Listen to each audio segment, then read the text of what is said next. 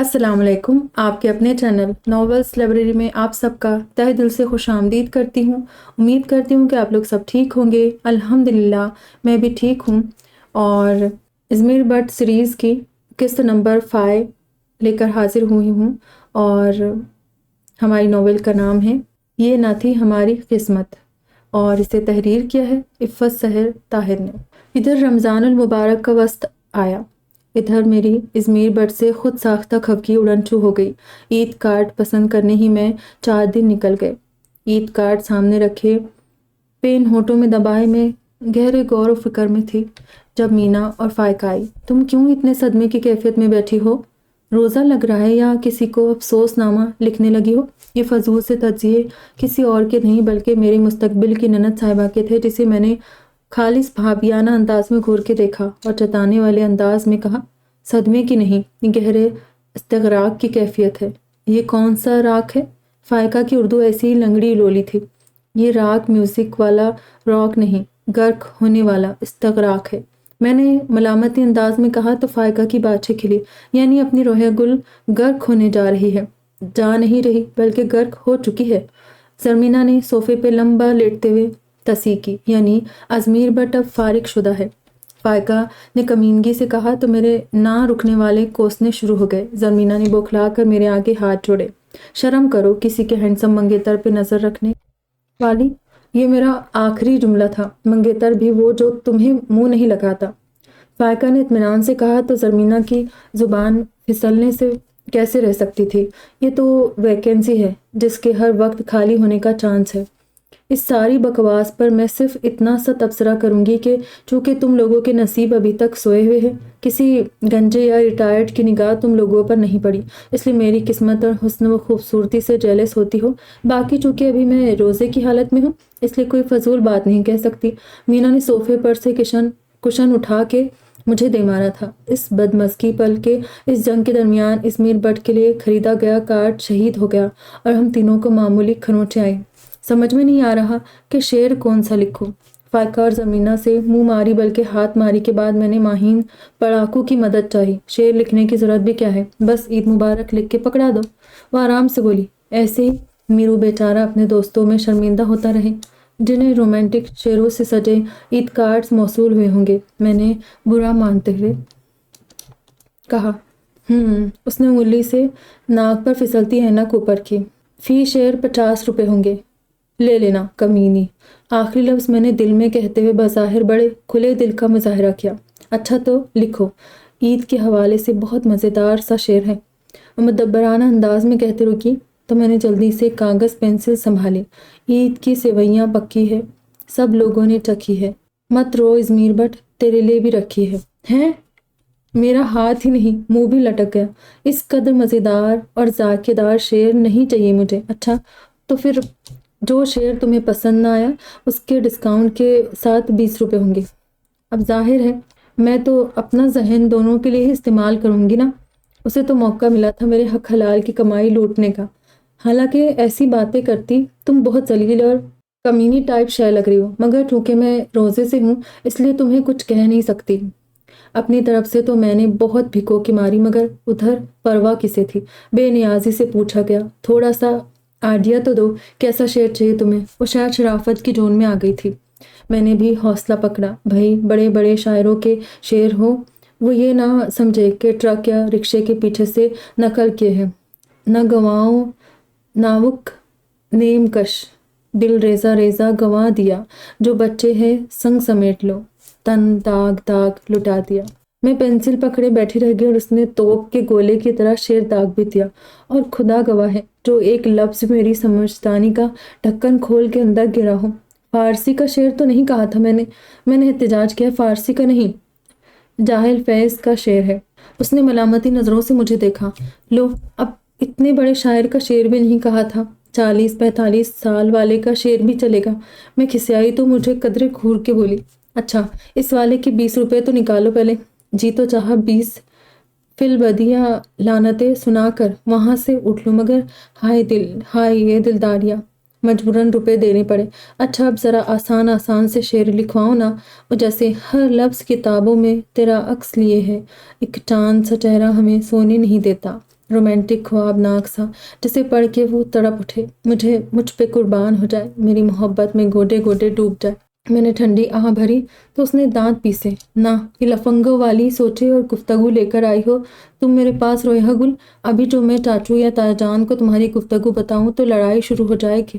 دادا جان کی تاریخی بندوق کی پہلی گولی تم پر کون چلائے گا؟ تاریخ گواہ ہے کہ یہ میرا جائز منگتر ہے۔ میں نے جٹائی سے کہا، نہ اب تمہارا روزہ نہیں ہے، روزے دار نہیں۔ اس نے گویا مجھے تھانے دارنی کا لقب دیتے ہوئے دانت کچکچائے۔ بس، اپنی بکواس کسی اور کزن کے لیے سنبھال کے رکھو اور مجھے فٹافٹ شعر لکھواؤ۔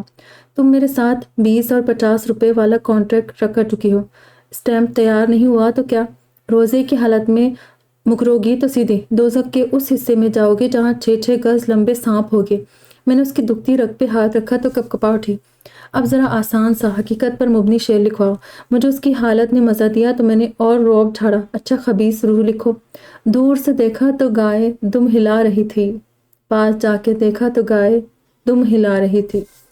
اس نے تلملاتے جو شعر گوری میزائل کی طرح داغا، اسے سن کے تو میرا ہاتھ میں تھاما قلم بھی مارے غصے کے لرزنے لگا۔ یہ شعر ہے؟ شعر نہیں گائے بھلا، شعر کی ہلتی دم کو پاس جا کے کون دیکھے گا؟ اس نے تصحیح کی۔ اس شعر میں بتایا گیا ہے کہ جس شخص نے گائے کی ہلتی دم کو پہلے دور سے اور پھر قریب سے دیکھا، اس کی نظر کمال کی تھی، یعنی جو اس نے دور سے دیکھا قریب جا کے بھی وہی نکلا۔ اسے کہتے حقیقت پر مبنی شعر۔ اس کی اس قدر اعلیٰ تشریح پر کوئی اردو کا استاد ہوتا تو یقیناً پھڑک کر جان دے دیتا، مگر فی الحال تو میرے ہاتھ اس کی گردن دبانے کو برقرار ہو رہے تھے۔ مگر ازمیر بٹ کی دم نہیں ہے ماہین بی بی، اور اسے پتا ہے کہ میری دور اور نزدیک کی نظر بالکل ٹھیک ہے۔ یوں تار دینے سے کون سا اس کی معلومات میں اضافہ ہو جائے گا؟ میں تحمل دکھانے پر مجبور تھی۔ تو یہ لکھ لو، شکستہ خواب و شکستہ پا ہوں، مجھے دعاؤں میں یاد رکھنا، میں آخری جنگ لڑ رہا ہوں، مجھے دعاؤں میں یاد رکھنا۔ خدا نہ کرے میرا کون سا آخری وقت آ گیا ہے۔ میرا دل دہلا۔ ہماری داستان شوق سن کر مقدر کو پسینہ آ گیا، یا پھر وہ تم پر فٹ بیٹھے گا۔ اس کا ملنا ہی مقدر میں نہیں تھا، ورنہ ہم نے کیا کچھ نہیں کھویا اسے پانے کے لیے۔ واقعی میں نے 20 روپوں والے ڈھیری میں ایک اور نوٹ ڈالتے ہوئے گہری آہ بھری۔ مگر مل کے بچھڑتا تو کوئی بات بھی تھی، جس کو پایا ہی نہیں اسے کھونا کیسا؟ میں دیکھ رہی تھی کہ اس چشماٹو کی توجہ اشعار کے ڈھیر پہ کم اور نوٹوں کے ڈھیر پہ زیادہ تھی۔ تھا منیر آغاز ہی سے الگ راستہ اپنا، اس کا اندازہ سفر کی رائگانی سے ہوا۔ سانس بھر کے بولی، کمینی، شعروں کے چناؤ سے لگ رہا ہے کہ اس کا بھی میرو پہ دل آ گیا ہے۔ میں اندر ہی اندر کلس رہی تھی۔ میرا منہ لٹکا دیکھ کے یقیناً اسے میرے دلی جذبات کا اچھی طرح اندازہ ہو گیا تھا۔ تمہارا خدا ہی حافظ ہے رویہ گل، کیونکہ تمہارے چھوٹے سے دماغ میں میرا اعلیٰ پائے کا انتخاب نہیں سما سکتا۔ اس نے مجھے ہری جھنڈی دکھائی۔ تو کیا تمہیں واقعی ان فارسی، پشتو اور المیہ اشعار کے علاوہ اور کچھ نہیں آتا؟ میں اس کی طبیعت صاف کرنے سے پہلے احتیاطاً جان لینا چاہتی تھی۔ نہ، بڑی بے مروتی سے کہہ کر اس نے اپنی کمائی کی طرف ہاتھ بڑھایا تو میں شیرنی کی طرح اپنے روپوں پر جھپٹ پڑی۔ خبردار، خبردار، جو میری حق حلال کی کمائی کو تم نے چھوا بھی تو، نکمی، نالائق، چشماٹو، لالچی بلی! مجھے تو یاد ہی نہیں رہا، نقل کر کے تو تم ہر کلاس میں پاس ہوتی رہی ہو، اور خدا جھوٹ نہ بلوائے تو میٹرک میں تم نے اپنے دوست کے انکل کے سفارش سے نمبرز لگوائے تھے، اور ایف اے میں بھی 2 بار، سپلیمنٹری کے بعد تیسری بار اردو میں کلیئر ہوئی تھی۔ میں نے اپنی رقم سمیٹتے ایک ہی سانس میں اس کے اگلے پچھلے کرتوت گنوائے تو وہ ہکا بکا رہ گئی۔ میں کھا جانے والی نظروں سے اسے دیکھتی پاؤں پٹکتی سی کمرے سے باہر نکل آئی۔ میں سخت مایوس اور بددل تھی۔ حد ہو گئی، یعنی کہ اس گھر میں کوئی بھی باادب شخصیت نہیں رہتی۔ عید میں فقط 2 روز بچے تھے اور کمبخت ایک بھی ڈھنگ کا شعر نہیں ملا تھا۔ میں پیپرز اور پین لیے افسردہ سی برآمدے میں آ بیٹھی۔ اف، میرو کیا سوچے گا؟ اس قدر بدذوق منگتر ہے اس کی۔ میرا تو دل ہی ٹکڑے ہوا جا رہا تھا کہ تم صبح صبح یہاں بیٹھی کون سی تعویذ تیار کر رہی ہو؟ ازمیر بٹ جاگنگ کر کے لوٹا تھا، مگر میں اپنے غم میں اس قدر مستغرق تھی کہ اسے گیٹ سے آتے نہ دیکھ پائی، سو اس کی بارعب آواز سن کر اچھلنا لازمی تھا۔ خدا نہ کرے میں کیوں کرنے لگی تم پہ تعویذ؟ میں سنبھلی تو اس نے سر ہلایا۔ سمجھا مجھ پہ تعویذ ہو رہے ہیں؟ جی نہیں، ایکچولی میں اپنی پڑھائی کو بہت سیریسلی لیتی ہوں، ان نکمی پوستیوں کی طرح نہیں جو ابھی تک بستر میں اینٹ رہی ہے، بلکہ دادو تو مجھے میری سیر خیزی کی وجہ سے جنت کی چڑیا کہتی ہے، یوں بھی دادو کہتی ہے کہ صبح سویرے کا بڑا اچھے سے یاد ہو جاتا ہے۔ بھلا تھا کوئی اس وقت مجھ سا معصوم؟ وہ بھی حیران ہوا، پھر اس نے اٹک کر میرے پیپرز دیکھے۔ تبھی تمہارے دماغ کی طرح تمہارے پیپرز بھی خالی ہے۔ تنزیہ کہتا اندر چلا گیا تو میں فائل پہ مکہ مار کے رہ گئی۔ مجال تھی جو یہ بندہ میرا کوئی امپریشن جمنے دیتا۔ پریشان ہو فائقہ اچانک کی برآمدے کا دروازہ کھول کے آئی تھی۔ ہاں، میں نے سر اسبات ملایا۔ شعر لکھنا چاہتی ہو؟ یہ زرمینہ تھی۔ ہمدردی سے پوچھا تو میرے آنسو ٹپکنے کو بے قرار ہو گئے۔ لاؤ مجھے دو، عید کارڈ ایسے ایسے شعر لکھ کے دوں گی کہ محبوب تمہارے قدموں میں آ گرے گا۔ وہ دعوے سے بولی تو مچھلی محبوب، وہ باجی شکیلہ کا میاں دفعہ دور، اسے قدموں میں گرا کے مجھے کیا کرنا ہے بھلا؟ مجھے تو ازمیر بٹ چاہیے بس۔ زرمینہ کے دانت کچکچانے کی آواز مجھے 1 فٹ دور سے بھی سنائی دے گئی تھی۔ تم کارڈ تو دو گدھی، پھر دیکھو میرا کمال اور اپنی شامت۔ اس نے صرف کارڈ ہی مانگا، باقی کا اندازہ میں نے اس کے تاثرات سے لگا لیا۔ ایسی ہی بات ہے تو تم مجھے شعر بتا دو، میں خود لکھوں گی اپنے میرو کو۔ میں نے پسے پوش سے کام لیا تو بھنائی۔ اعتبار نہ کرنا کبھی اپنی معصوم نند پر۔ ویسے آپس کی بات ہے، تم نے شاید کبھی اپنی لکھائی کا تجزیہ نہیں کیا۔ یوں لگتا ہے سیاہی کی بوتل سے کوئی مکڑا نکل کر تمہارے پیپرز پر سے گزر گیا ہو۔ یہ چڑیا تھی، بظاہر میری بہن سی، بلکہ میں تو بھائی کے کمرے میں صفائی کرنے کے بہانے جا کر کارڈ ان کے تکیے کے نیچے بھی رکھاؤں گی۔ زرمینہ کے آفر نے مجھے چاروں شانے چت کر دیا۔ میں واری، میں قربان، پھافے کٹنی نند، ایک تم ہی تو ہو اس گھر میں میری ہمدرد، تبھی تو مجھے پیاری بھی ہو۔ گلی کا گن، ہر وقت مینا کی طرح چہکتی، نالائق سگر، سیر خیزی کی عادت کی وجہ سے ہی تو میں تمہیں جنت کی چڑیا کہتی ہوں۔ بلکہ ابھی چند لمحے پہلے تم آتی تو سنتی میں میرو سے تمہاری کتنی تعریفیں کر رہی تھی۔ میرو تقریر ابھی جاری تھی مگر زرمینہ کا کارڈ پکڑ کے جاؤ جا۔ میں نے گہری سانس اندر کھینچی۔ بڑی خودشناس ہے، ذرا جو خوش ہوئی ہو اپنی جھوٹی تعریفوں سے، ایسے ہی حلق خشک کیا۔ میں خوش تھی کہ مفت میں کام نپٹ گیا۔ میں نے زرمینہ سے بطور خاص کہا کہ آخر میں آپ کی وہ ضرور لکھنا۔ اب اتنا تو سمجھدار تھا ہی کہ سمجھ لیتا اس کی وہ کون ہے، جیسے میرو میرا وہ ہے۔ سحری میں میں نے کنکھیوں سے کئی بار اسے دیکھا مگر ناشتے میں کھبا ہوا تھا۔ منگیتر کی طرف سے پہلا عید کارڈ ملنے کی کوئی خوشی اس کے چہرے سے دکھائی نہیں دے رہی تھی۔ میں الجھ سی گئی، مگر ابو اور چچا جان کے وہاں سے اٹھتے ہی جی ہاں، اس ظالم نے وہی عید کارڈ نکال کر دادو سمیت ہم سب کی آنکھوں کے سامنے نچایا۔ میرا دل تو کیا سارا ناشتے حلق میں آ کے اٹک گیا۔ یہ کارڈ میرے تکیے کے نیچے کس نے رکھا ہے؟ اس کا انداز ہی اتنا کڑا تھا کہ ٹیبل کے نیچے میری ٹانگیں لرزنے لگی۔ آج تو بیچ ٹیبل عزت کا فالودہ ہونے لگا تھا۔ ہو، یہ تو ڈاکیے کا کام ہے، ہمیں کیا پتا؟ میں نے زبردستی ہنستے ہوئے سب کو تائیدی نظروں سے دیکھا تھا۔ بہت خوب، یعنی تمہارے نالائق تجزیے کے مطابق ڈاکیا آ کر اسے بنفس نفیس میرے تکیے کے نیچے رکھ کے گیا ہے۔ تنزیہ بولا تو میز پہ کہے بکھر گئے۔ بھائی ہو سکتا ہے راوی سچ کہہ رہی ہو، ہم تو ہے ہی پوستی، یہ صبح سویرے اٹھنے والی جنت کی چڑیا اس نے دیکھا ہوگا۔ زرمینہ نے معصومیت سے کہا تو میرے ذہن میں خطرے کی گھنٹی بجی۔ وہ کیا کہتے ہیں ہمیں؟ نالائق، پوستی؟ فائقہ نے دانت کچکچائے۔ یا اللہ، تو یہ سب سن چکی ہے کمینیاں، اللہ کرے سب کی سب چشماٹو ہو جائے۔ یقیناً صبح سویرے میرا اور میرو کا رومانٹک ٹکراؤ دیکھنے کو اٹھی مری ہوگی۔ ہاں ربا، موت کا ایک دن، معین اختر، شاید معین ہے۔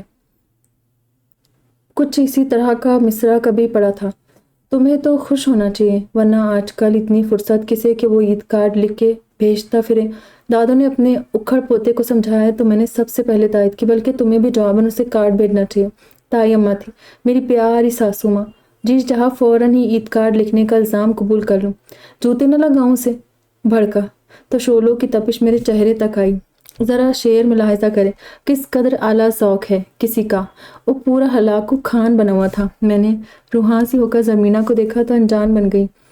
عید آئی ہے زمانے میں، ازمیر گر پڑا غسل خانے میں۔ اس نے طنزیہ انداز میں شعر پڑھا تو میرا ناشتہ باہر نکلنے کو بےتاب ہو گیا۔ اللہ خیر کرے میرے بچے کی، یہ تو کسی نے بد دعا لکھ کے بھیجی ہے۔ تائی اماں نے ہول کر آیت الکرسی پڑھنا شروع کر دی تھی۔ واقعی بہت بدذوق ہے، कोई यानी गिराने के लिए और कोई खाना नहीं मिला है उसे? उमर हंसा। नाम तो बताओ क्या लिखा है? अबरार को तजस्सुस हुआ। वो तो मैं आखिर में ही बताऊंगा। वो कुछ ऐसे अंदाज में बोला कि दादा जान की बंदूक की सारी तारीख मेरी आंखों के आगे नाच गई। ईद ईद करते हो, ईद भी आ जाएगी। पहले 30 रोजे रखो, अकल भी आ जाएगी। या खुदा, मैं गोता खाते खाते रह गई। वो सब मीर जाफर के रिश्तेदार, खुदा गवाह है, सब दांत नकोस रही थी। या अल्लाह, क्या मैं मासूम सूरत इसी काबिल हूँ कि आखिरी रोजे की हालत में शहीद कर दी जाऊं? भला इसे क्या जरूरत पड़ी थी कि यूं मेरी सहरी खराब करता फिरे? कार्ड ही पढ़ना था, बाद में पढ़ लेता। कौन सा ट्रेन छूटी जा रही थी? अब क्या करूं? शेर सुन सुन के मेरी आंखों के आगे चांद तारे, तो क्या पूरा निजाम शमसी नाच रहा था। ऐ अल्लाह, मुझे माफ कर दे, अब कभी किसी का बुरा नहीं सोचूंगी। अजमेर बट, याद है मुझे तेरा बचपन का वो जमाना, वो सूखी सूखी टांगे, वो लटका हुआ पजामा। सब हंस हंस के लोटपोट हो रहे थे। ये तो कोई घर का भेदी है मीरू, बचपन का प्यार, तभी तो ऐसी यादगार यादें संभाल रखी हैं। अबरार ने टुकड़ा लगाया। हाँ तो प्यारी दादो जान, ये कार्ड लिखा है। एक कड़ी निगाह मुझ पर डाल के वो कहता हुआ जरा रुका तो मेरी सांस रुकी। हाय, यहाँ एक शानदार सी एक्टिंग जरूरी थी। मैं लहरा के मेज पे गिरी। ये क्या हुआ रोया? रवि, बच्चे, मुख्तलिफ आवाज़ें, मुतफ़क्किराना अंदाज। चे बेचारी रोया भाई की इतनी इंसल्ट बर्दाश्त नहीं कर पाई। ये ज़मीना का मुतासिफाना तज्ज़िया था। हाँ, मंगेता जो हुई फ़ायका की कमीनगी में, अपनी बेहोशी की अदाकारी में भी महसूस कर रही थी। मगर क्या करूँ, अभी फ़िलहाल तो मैंने अल्लाह से वादा किया है कि इन जलीलों के मुतालिक कुछ बुरा नहीं सोचूंगी। बस ज़रा रोज़ा खुल लेने दे। फिर कैसी लगी? शॉर्ट है लेकिन बहुत ही ज़बरदस्त है। ये कंप्लीट हो जाएंगी, उसके बाद में प्लेलिस्ट बना लेंगे हम लोग, और जब भी आप लोगों का मन किया सुन लेना या पढ़ लेना। बहुत ही ज़बरदस्त, बहुत अच्छी है। मैं सोच रही हूँ कि मैंने इतने दिनों से रीड क्यों नहीं की। इतनी प्यारी सी नॉवल आप लोगों को कैसी लग रही है ज़रूर बताइएगा, और किस किस को इस नॉवल का इंतज़ार रहता है वो भी शेयर कीजिएगा। मुझे तो बड़ा अच्छा लग रहा है। चले, अपना ढेर सारा ख्याल करना, दुआओं में याद रखना। फिर मिलेंगे। खुदा हाफिज़।